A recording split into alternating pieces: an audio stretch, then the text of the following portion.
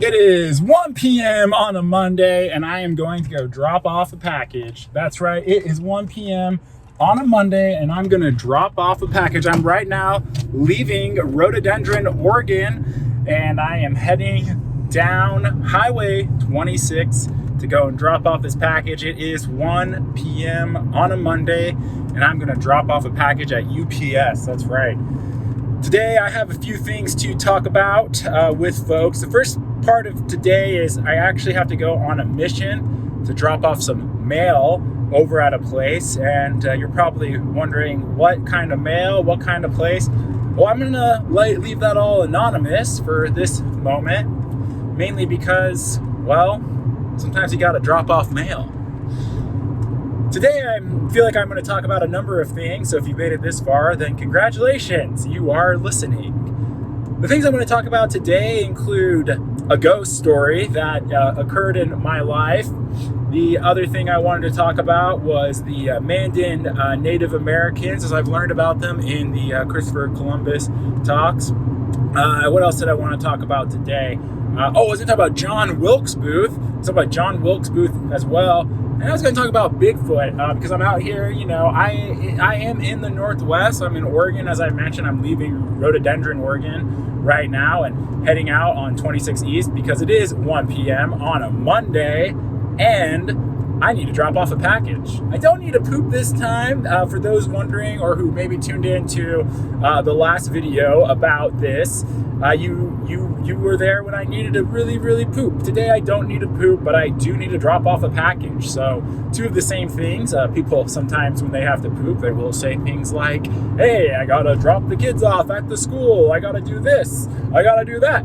Well, I'm telling you that I do not need to do that, but I do need to drop off a package. That's right, I need to drop off a package at UPS. It is 1 p.m. on a Monday, and I'm going to drop off a package at UPS. First things first, though, is I got to do a secret recon mission over to drop off a couple things at a building. This is just something that you can be there for. You're probably wondering what it's all about. It's just a little package, and once we kind of put that through, I'll be able to do it. I'm driving. It's a smooth, beautiful day, by the way, in Oregon, in the Northwest. I mean, my goodness gracious, just look at this place. I cannot believe how nice it is today. It is like 70. Okay, sorry, it's 62 degrees. Thought it was 73, and it is blue sky and so like much autumn vibes happening, and my car beeping at me because I was swerving. That's all good. That is all good. It's just such a nice and beautiful day. I'm heading into Welch's right now to do this drop off. The drop off is, well, I'll tell you the truth about the drop off. You're probably wondering, what is this drop off all about? Well, I have something that doesn't belong to me, and I need to drop it off to ensure that it is given to the correct people. So I'm going to sit here at this light, and I'm turning. It's a flashing yellow. I'm turning in, and I did it safely. I mean, my goodness, what a beautiful, awesome day. All right, I did my first drop off. There was a man there. He had some questions about the building that I'm helping out in, and I was able to answer all of them. He did inform me that he does not identify as a woman, and I thought that was great because he definitely didn't look like a woman. But hey, you do you, my friend, and that is all good. So anyways, I'm going to continue my drive through here, and right now it is 1 p.m. on a Monday, and I am driving to drop off a package at UPS. That's right, 1 p.m. on a Monday, and I'm driving to drop off a package at UPS. It's such a beautiful day today. I mean, look at all this greenery. Some leaves are starting to change. It is just looking so nice. Highway 26, ladies and gentlemen, how can you go wrong? Not going all the way up. You go all the way up there on Highway 26, you will notice that there is the Mount Hood is up there, or Y East, I could say. And that's a super great place to do recreational activities. But that's not why you're here today. You're here because you saw that it's 1 p.m. on a Monday and that I'm dropping off a package. So you want to know more about that. But like I told you, I wanted to start today out with a few things I feel very important to me, near and dear to my heart. And that first thing is actually to just talk about something that's haunted my family for years. And sorry, it's kind of, it can get kind of hard to talk about this, but I think for today, it's important to talk about it. All right, so, many years ago, my family and I, we lived in this house, and this house was built, oh gosh, I don't know, such a long time ago. And my parents moved in when I was a kid, and I had a handful of siblings who lived there too. I was the youngest, okay, obviously, if that is obvious. And one day, my youngest brother, well, not the youngest, I guess, because I'm the youngest, like my middle brother needed something from the basement, and my dad went down there to help it out. And when he went down there, this ghost popped out from underneath some stuff or around some stuff or whatever. I forget how he tells it. And the ghost looked at him and said, "I am the ghost with the one black eye." And my father was just so afraid of what it could have been. We just had gotten this house. We were, really settling in as a young family. And this "I am the ghost with the one black eye," haunting my father. My father was so afraid, he never went back in the basement for many, many years. So, we would start to send my mom down there to hopefully get some stuff that was in the basement, and the same thing would happen to her.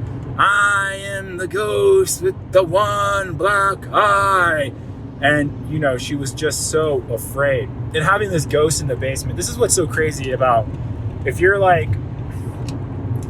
family who's experienced ghosts and you've experienced this kind of supernatural stuff, you'll know how much it can actually just take a toll on everyone in your family. And this ghost just would take the toll. And I remember my parents before this ghost, they were so happy together. They loved each other so much, and it was just the perfect thing. But this ghost, that anytime they'd go in the basement, would just say, "I am the ghost with the one black eye." It began to haunt them and drive them mad. And I remember, the days started getting shorter because we were getting into the winter months, and my dad, he had things that he needed in the basement. He had tools, he had memories, he had old books, and he wanted to get them. He wanted to show it to us because years had passed since he'd been in the basement again.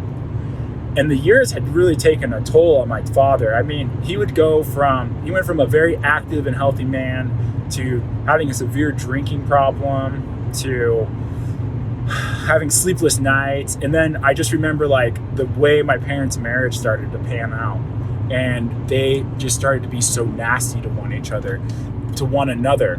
They were so nasty to one another, and it was so heartbreaking to see, because there was so much love. And I remember there was so much love, but this ghost who lingered in the basement haunted them, and the haunting went into their memories, and the memories couldn't overcome what the haunting was about. And my father just couldn't take it anymore, and he couldn't bear with it anymore. And so he looked at my mom one day and said, "I can't live in this house, and I can't live with you." And at that point, things started to really spiral for my entire family. My parents, they separated from one another, and my siblings and I, we were separated from one another, with one group of us living in the house with the haunted ghost, and then the other group living in a brand new apartment complex with no ghost. And I remember my mom was just trying her darndest. My mom was trying her darndest to just figure it out and be a good mom. But the way this ghost would haunt her every single night, "I am the ghost with the one black eye." She would shiver in bed, and she began to just lose her marbles. And things started becoming so I don't know what the right word is, eclectic or manic. Things were just manic. It was unpredictable. She would come home late at night, just totally beaten, totally drained, not knowing what to do with her life. She would wake us up in the middle of the night and say, "Life is directionless. Life is meaningless. There's no reason to go on," because the haunting would go on for her, and she couldn't get away from this haunting. The haunting drove her mad. And I remember my oldest brother, Billy, he had it the worst, because he had seen the ghost too, and Billy just couldn't even manage it anymore. And I remember he used to be a great student, but then his grades started to slip, and his friend circle started to just, used to be so wide, and it shrunk over time. and he just tried everything he could to get it back together, but he was depressed. He was depressed, and the way that he was depressed was just so damning to be around, and so scary to be around too, because he couldn't take it anymore. He just saw life was meaningless. And I remember I had a sister, old sister Rebecca Jacobson, and she was actually taken one winter, taken from us, unbeknownst to us. And that the loss of our sister ended up just being one of the worst things for our family, because we knew that the fact that this ghost was around was a reason that so much of us were like just disjointed. And like I said, we would hear the ghost like every night. We couldn't go down in the basement. The ghost would just always creep into our mind. I am the ghost with the one black eye. And after my sister had passed, we just knew we had to take care of something. Something had to change. My brother Billy, who was basically useless at this point, because he was just so afraid. I was so afraid of like what it could be, or what it meant that there was a ghost there and was haunting us. My father was long gone. He had taken the other kids. And little Rebecca Jacobson, well, she was gone too. And losing her was one of the hardest things ever. And my mom she began to just go into complete melancholy, a complete melancholic breakdown. She was totally useless. She stopped working. She stopped feeding us. And all she could do was just be haunted by this ghost with the one black eye. One day I couldn't take it anymore. I had never been down in the basement myself because, well, as you can tell from what I just explained to you, you didn't want to go down there. People felt haunted. People felt scared. People felt nervous. I felt the same way. But I knew I had to go down there, because if I didn't go down there, we would never be able to get anything from this basement again. And frankly, there was a lot of stuff in the basement that we needed to access. So I walked down there step by step, and I finally get to the bottom of the basement. And sure enough, guess who comes out from the corner?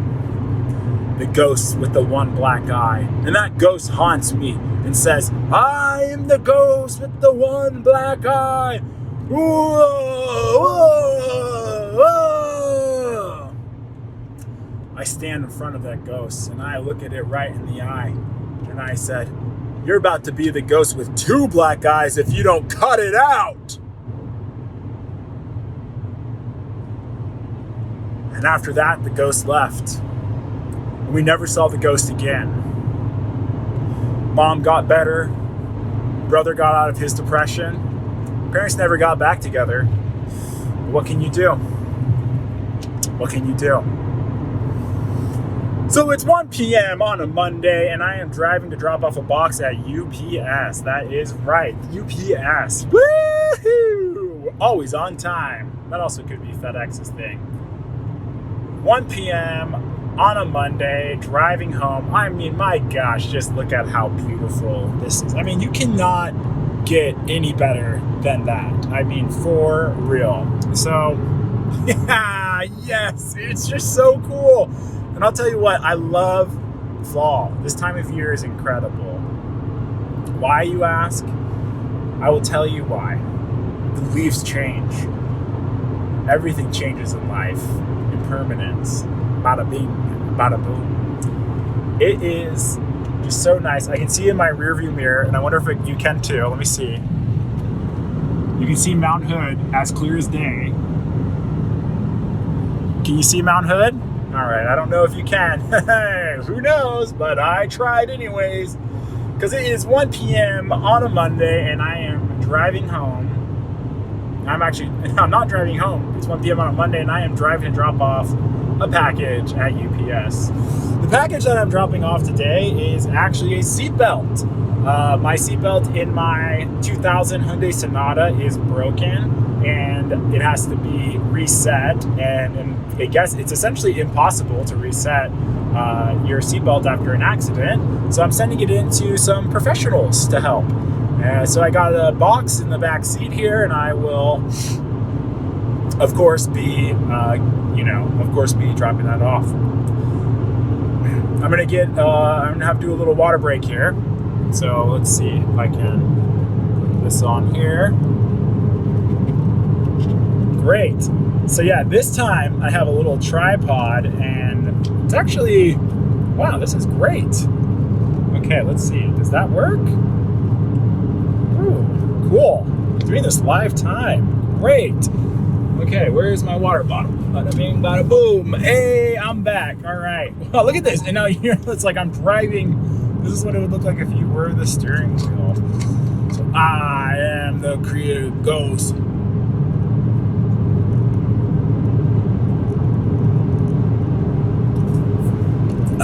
All right. Great. All right, so what else did I say I'd talk about today? Ghost story. Oh yeah, the Mandan, Sasquatch. What was that other thing? The Mandan. Oh, John Wilkes Booth. Oh man. Okay. Again, it is 1 p.m. on a Monday, and I am driving to drop off a package. Here. So, let me tell you a little bit about John Wilkes Booth. This is the other reason you tuned in. Let's pass the street called Sandercock. John Wilkes Booth assassinated President Lincoln. We all know that. Now, what do you know, or what do you not know, is that there is a giant conspiracy surrounding his death. So, first things first is the main narrative. By the way, this is like funny to look at me just like kind of turning side on here. So the main narrative of what happened to John Wilkes Booth is he did the assassination at Ford Theater. He then ran away, obviously, as one does when you assassinate someone, and he hid for a while. So John Wilkes Booth, Johnny Wilkes, as they like to call him back in the day, old John Wilkes, old Johnny Wilkes, eh? He was a great actor, one of the finest theater actors of all time. Too bad he ruined his reputation with that assassination, huh? Yes, you really do ruin your reputation when you assassinate the president. It's not a good thing. So he definitely ruined his reputation with that assassination. But yeah, he went and he hid after his assassination, and he hid out because there was other conspirators with him. They actually wanted to take out quite a few people, but a lot of the other guys were kind of like, hey, I don't want my reputation to be destroyed by being known as one of the conspirators. So they did it. And so Johnny Wilkes, he ran out and hid out at some kind of like barn or something for a few days or a couple days, until word got out that he was in fact in this barn. And what happened next is unbelievable. The search party went through and they started to track him down. And once they located him inside of this barn, they realized that they had to get him out. He refused to leave, though. He refused to leave this barn, which is like, what are you going to do? And I don't blame him. I mean, if he went out there, he would have been got. If he didn't go out there, he would have also been got. So what do they decide to do to old Johnny Wilkes, you ask? Well, to old Johnny Wilkes, they decided that they would just burn down the barn. And they did. So they burnt down the entire barn. And I like the steering wheel thing, but I'd rather just have it be stationary. So I am going to switch it up here. Do this. So they burnt down the entire barn, and Johnny Wilkes was supposed to be in there. And after Johnny Wilkes, after that happened, they announced him dead. There was one person in particular who said, "Hey, he's dead," and that's that. We got the guy who killed him. So there's supposed to be one guy who says that, hey, in fact, we did get Johnny Wilkes, and then he's like the only one. I think he may have said have gone in there and like shot him a couple of times, but I cannot remember for the life of me. Now, that's where the official story ends. Johnny Wilkes got burnt down in a barn, yada, yada, yada. But, however, if you want to know something wacky, Kathy Bates, famous actress, she was in things such as dude, I actually can't remember what she was in, but she's been in a lot of stuff. Kathy Bates. I remember she was in The Office for a while. It's probably not what she's most known for. I think she's most known for like a Fried Green Tomatoes or something. I've never seen that movie. Seems like a kind of a chick movie. Which is great. It's fine. It's all good to like those movies. And Johnny Wilkes. So Kathy Bates' grandfather actually ended up writing the book about what really happened to John Wilkes Booth. So what he says happened is after John Wilkes Booth fled the burning, let me just get this hair right for you. After John Wilkes Booth just fled the burning barn, he ran off and lived basically I don't know, with like vagabonds or whatever. He was living away, and he started to do other kinds of work and whatnot. And so he started to live amongst the people, essentially. And I forget what he was doing for work, what Bates's grandfather said. But yeah, so he started to do that. And, you know, and then this guy, I forgot what he said his alias was. He came into like Texas or something, where this is how Bates's grandfather gets involved. He came into Texas and he was like, yeah, this like really charismatic guy, etc. And then he got sick. He got really sick. And he was on his deathbed. And on his deathbed is when he started to confess. This is all from this Kathy Bates' grandfather's book. On his deathbed, he started to confess to Kathy Bates' grandfather, who was a lawyer at the time, all about what he had done and who he really was and how he managed. And he confessed and said that he was Johnny Wilkes and that he was the assassinator of President Lincoln and so on and so forth. And so miraculously, though, he recovers. And so he doesn't die. And now he's still alive, but he's given himself up. So he goes and he flees again to another place. And he lives there for many years and goes by the same alias in a different part. Now, he eventually does die, of course. And after he dies, that is when the story gets back to Kathy Bates. They said, hey, this guy just died again. He said he knew you. And, you know, what's up with that? So they decided that they needed to preserve Johnny Wilkes, and they mummified him. And so they mummified John Wilkes Booth, and they went on a tour of the United States, and they would show John Wilkes Booth's mummy, and they would do it all around town. And so Kathy Bates' grandfather published a book all about John Wilkes Booth and what he did after the Abraham Lincoln assassination and the inevitable touring of John Wilkes Booth's mummy.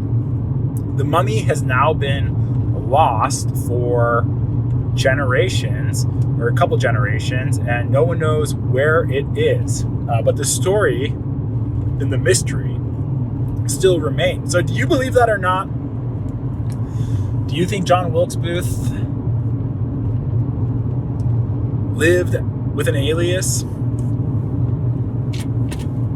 then became a mummy that Kathy Bates' grandfather would tour around? Leave your thoughts in the comments below. It's 1 p.m. on a Monday, and I am driving to drop off a package at UPS. It's 1 p.m. on a Monday, and I am driving to drop off a package at UPS. So I told you all about the ghost story that haunted my family and destroyed us. And I've also told you all about the John Wilkes Booth Conspiracy. I mean, what are you going to do? You get a conspiracy, you get a conspiracy. So I'm still driving on 26. Traffic has been smooth. The weather's been nice. It's now saying it's actually 78 degrees outside. So that kind of feels a little bit more realistic. And it's been such a smooth and beautiful drive today. And I feel so blessed to just be here safely, getting to talk to you and getting to share with you some stuff that I have heard about. Now, The other thing I talked about in my last video like this, where I was driving home to poop, but this time I am driving to drop a package off at 1 p.m. on a Monday, not a Sunday. What did I want to say? Package on Monday and Sunday. Yes, I was talking a lot about Lewis and Clark and getting into it. And so I've been reading this book called, I haven't been reading it, I've been listening to an audiobook, which has been great, called Undaunted, just all about Lewis and Clark. I don't even know if I'm halfway through. Maybe I'm like a third way through, maybe a quarter way through. So I've been now getting some good information, and I'm at the part of the book where they're living amongst the Mandan, or they're living at the Fort Mandan during the winter, and they stayed there until like March. I forget when they actually arrived there, but they stayed through the winter, and the Mandan tribe is helping them out. And you learn a lot about the Mandans. You learn a lot about, it's kind of, that's what, one of the neat things about Lewis and Clark.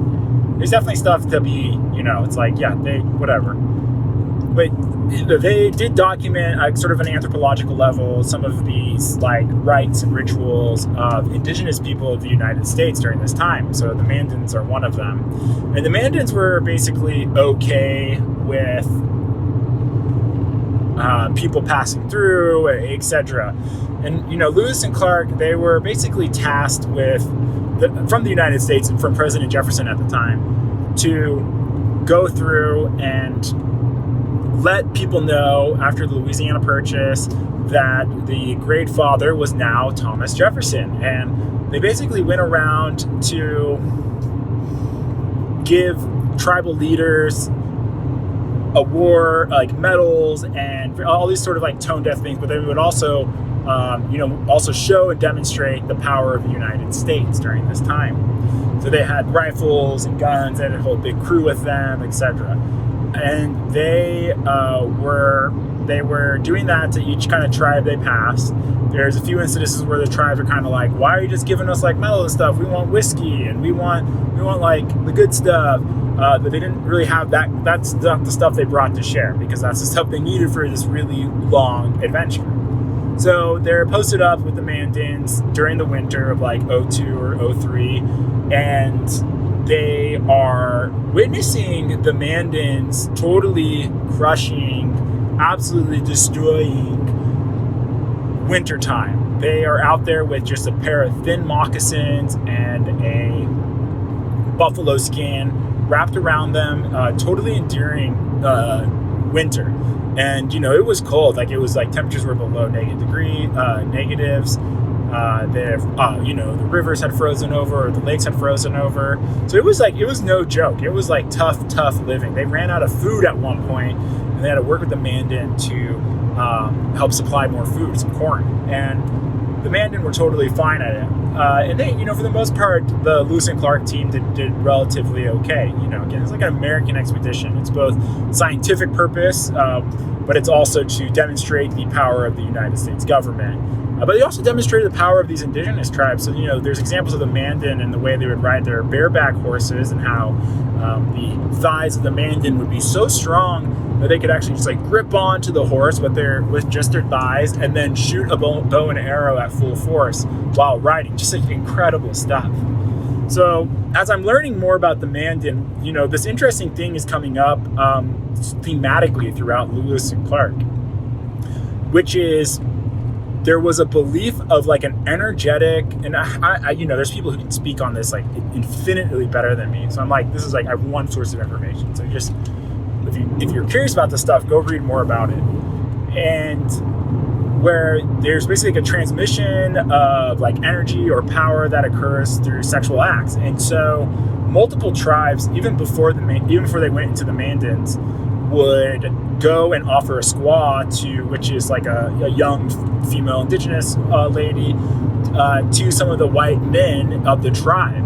And they believed it was like it was like a gesture that should be done. And they also believed it held like some power, and that would also like inform hunting and stuff.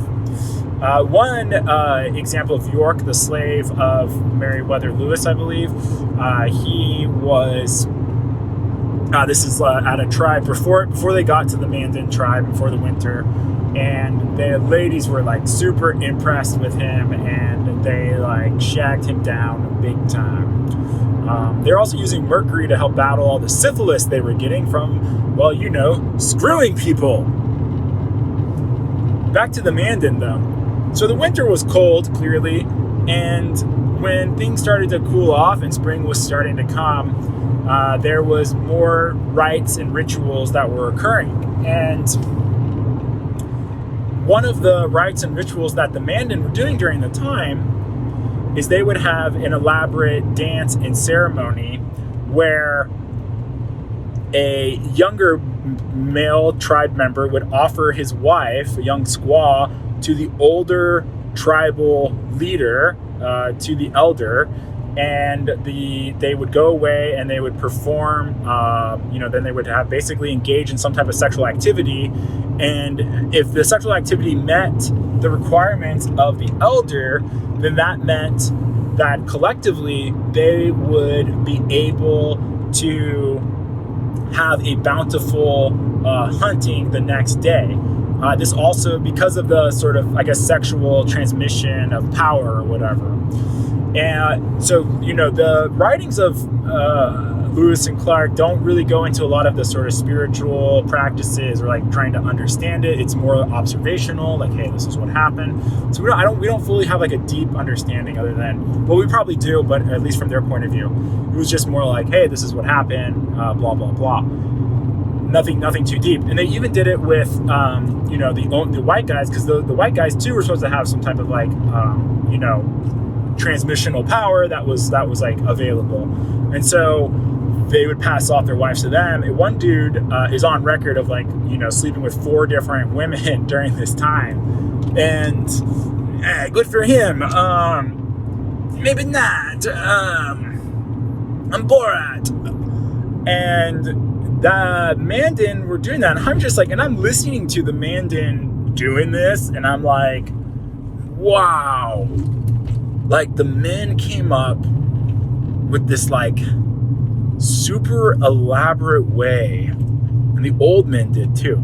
That's what's funny. It's the old men, they came up with this like super elaborate way to be like, oh, here's how we get like the best buffalo of our time is we have to have sex with the young women, and if we're not pleased, then we're not going to have good bison season. So we're going to have to keep having sex with them until we're pleased. And they could do that, and they did that because they thought, at least in the case of the Mandan, I don't know if this is like a universal thing, and they did that, and that was the way they had organized their society. And again, I don't know what the level of like consent was for the women who were, given to other men from their husbands. I don't know. I would imagine it was not very much, if any, but I really don't know.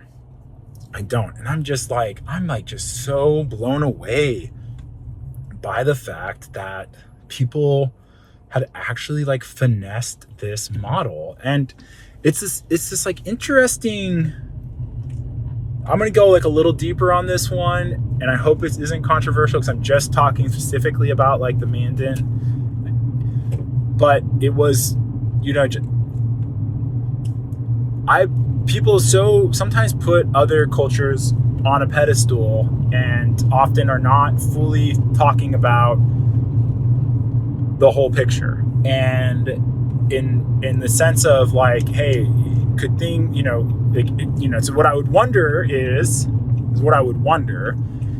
was, it was that considered when that practice stopped, most likely because of like westernization of the tribes, which took away so much history and oral tradition and language, and was just like, it's, we really fumbled doing that as a society. We really did. And then when they think about things like, well, at least I don't have to fuck my husband's grandpa anymore. Maybe they found some of it positive. And again, I have no clue. I am totally speaking out of turn. I've listened to one audiobook about this. Go do your own research. Again, this is just about the Mandan tribe. And I'm not saying anything that was done during that time or like, you know, the essential genocide that occurred. I definitely do not think that that's all cool or created a better society. But there's definitely potentially positive things that did come out of the sort of destruction of it. And it's so hard to grasp the multitude or magnitude, I should say, of it. But you're here because it's 1 p.m. on a Monday and I am driving out to drop off a package at UPS. And here's the news that I haven't gotten to yet. It's now 1:45 p.m. Thank you for tuning in.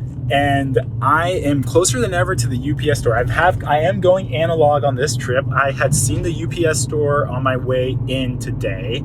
So I'm hoping that I see it on my way out. If I don't, then that is going to be trouble. So you've gone this far with me, and I want to thank you for that. If you've made it this far, go ahead and like a comment in the messages below. Subscribe. And as soon as you've done that, go ahead and keep tuning in. Now that I have your attention, I should talk about the final thing that I want to talk about today, which is, of course, Bigfoot. I live out in the Pacific Northwest. Bigfoot is huge out here. There are so many rural towns that use the iconography of Bigfoot to show us a message or like whatever. Okay, so I am going analog, and I'm just like hoping to the Lord that I could pass this UPS store. Because it is 1:46 on a Monday, and I am driving to drop off a package. So here we go. Bigfoot. I've never encountered Bigfoot. One time when I was in like part of the Olympic Peninsula up in Washington, there was a sound that I could not identify. Oh, here it is. Oh, the UPS store. Boy, howdy. That is incredible. Okay, so I got to go into the UPS store. I got to drop this package. I'm not going to take you in with me, but I will show you the box, and I will, you'll kind of get that whole thing. So I'll make sure you are fully in the loop. You can see the box. You can watch me wrap the box, etc. So I'm coming in here. I cannot believe this. We're already at the UPS store. Oh, I'll have to talk about Bigfoot a little bit more next time. Yeah, like I said, there was one time where I heard some kind of commotion, and it was an unidentified noise. I've never been able to identify it. And so I just don't know. I don't know what it was. And I've always thought it could have been Bigfoot. I live in a place where Bigfoot legends are robust, or like I said, there's even a Bigfoot museum that I drove by during the conversation today. Probably talking about the Mandan and all of that. So, okay. See if I can find a good spot for us here. But you can see it is 1 p.m. Let's see, can we get that UPS in there? Yep, I am here. It is 1 p.m. on a Monday, and I am at the UPS store dropping off a package. Okay, you.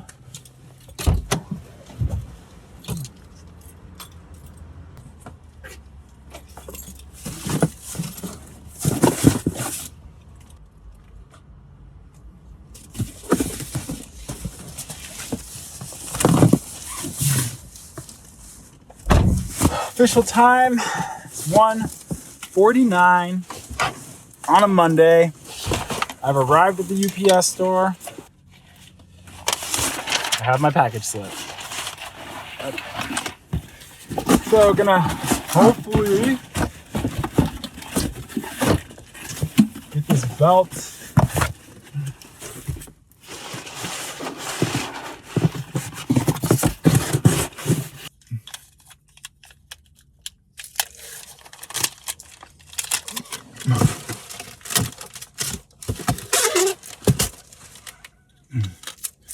Yeah, I don't know if,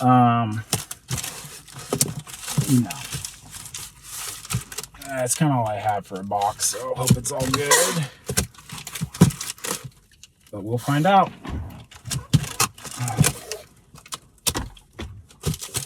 We will find out. Okay, where did my packaging slip go? Boom. Okay, packaging slip. It's right there.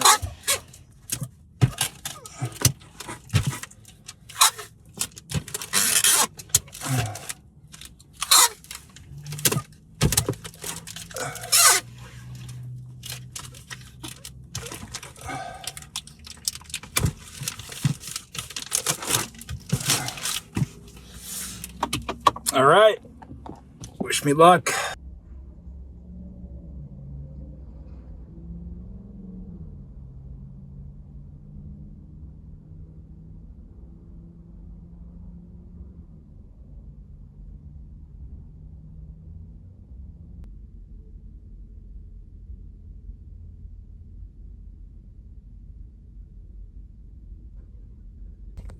All right, that was it. It was officially 1 p.m. on a Monday, and I have dropped off a package at UPS. Thank you so much. I'll catch you next time.